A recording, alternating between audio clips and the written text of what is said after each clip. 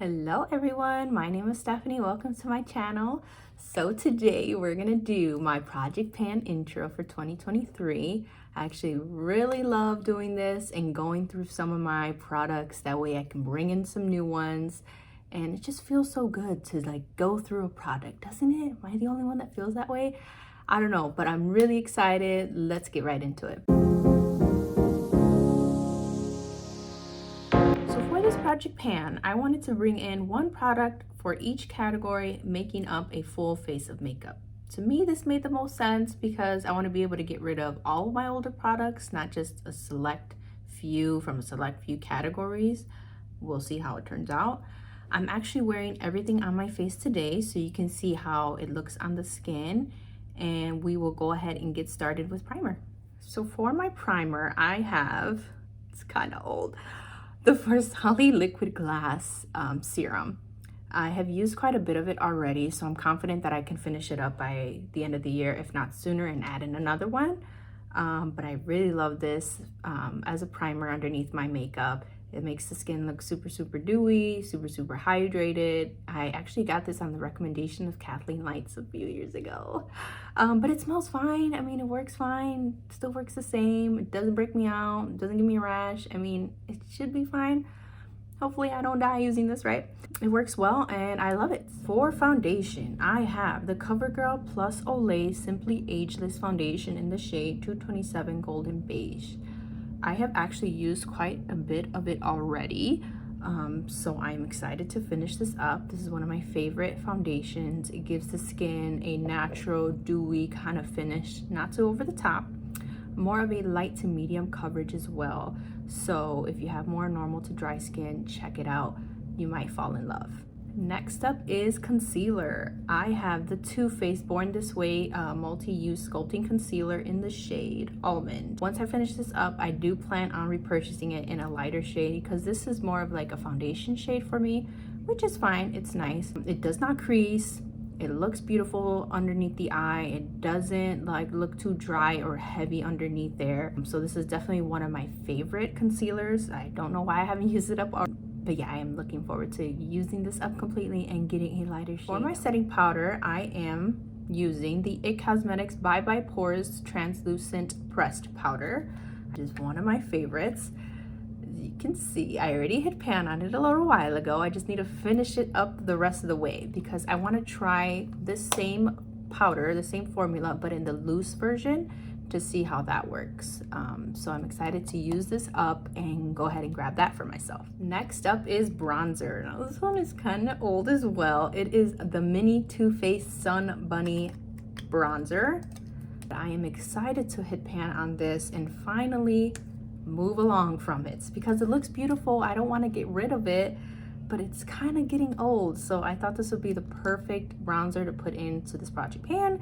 That way I can finally get rid of it and maybe buy a bigger version. I don't know, we'll see. I have a lot of good bronzers right now. For blush is another mini that I actually got for my birthday from Sephora. It is the Tarte Blush in Party. Another pretty old one, at least a couple years old. The shade is like a nice neutral pink. I love it. It goes with every look. And I'm excited to go ahead and hit pan on this as well and bring in some new blushes. For my highlighter, I have the MAC Highlight in Whisper of Guilt. This is an oldie but a goodie. I actually forgot that I had this highlight in my collection. But now that I'm using it every day, I'm just falling in love with it all over again. I don't know if you guys have tried this. It's been around a long time, but if you haven't, definitely give it a try. It looks beautiful on the skin. It's not too shimmery, it's not glittery. I don't know if I'm gonna be able to hit pan on this because it's a big guy, so we'll see. So I have a couple of cream products in here as well. The first one being a cream bronzer from Ulta Beauty. Oh My Glow Cream Bronzer in the shade Mocha. I love how creamy this bronzer is. It just glides right onto the skin perfectly and blends out beautifully, either with the beauty blender or with a brush. I don't always remember to use this steps though, so I wanted to definitely add this in there so I can remember to use this step and use my cream bronzers because I love how they look. It makes the powder bronzer go on just so much more seamlessly and just takes out half the work. So yeah, I'm excited. Next up is my liquid highlighter. I have the iconic London Illuminator in just the original shade. The reason why I put this one in is the same thing as the cream bronzer. I always forget to use this step.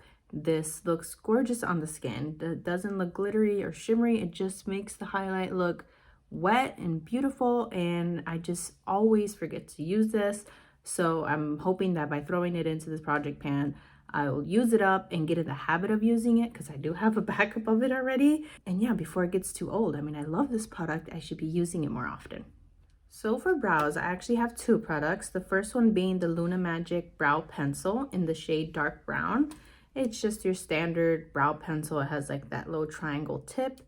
And I also have a brow gel by Milk Makeup in the shade Grind. These are just my two oldest brow products that I just want to get through. Nothing special about them. I like them both. The shades work perfectly for me. And it's just time for them to go and time to try something else. Up next is eyeshadow. I actually have a pretty big palette. It is the Makeup Revolution, the Emily Edit The Want palette. Definitely not going to get bored of this one. I'm actually sad that I forgot all about this palette and how much I love it. The mattes are so easy to blend out. The shimmers are perfect. Today I'm wearing Side Hustle on the lid, a little bit of Hobby and Apartment in the crease, and Grateful in the inner corner. You can get so many different looks from this palette because it is so big and so versatile. But yeah, I love it. I can't wait to get more looks out of it. I'm definitely jumping out of my comfort zone with this one because there are some shades in here that I wouldn't usually wear, like that shimmery green in the inner corner. Definitely a neutral lover, so I am excited to use this. For this one though, I don't plan on hitting pan on too many shades. I mean, I would be happy if I do, but most likely I won't. My goal is to use it at least 48 times. So if I could use it up at least that many times this year, I will be happy, and then I can move on to the next palette. Next is mascara. I have Maybelline the Colossal Curl Bounce Mascara. No complaints from this. It's okay. It does its job. It gives you length, it gives you volume. It's no a cosmetic superhero mascara, but it's just one of those mascaras I just need to get through and bring in some of my favorites. Last but certainly not least is my Tarte Stay Spray setting spray. This is just your standard setting spray. It gets rid of any powdery finish you may have. It does prolong your makeup, maybe a couple extra hours. I only have a little bit left, so I am looking forward to using this up and maybe bringing in a setting spray that I haven't used before.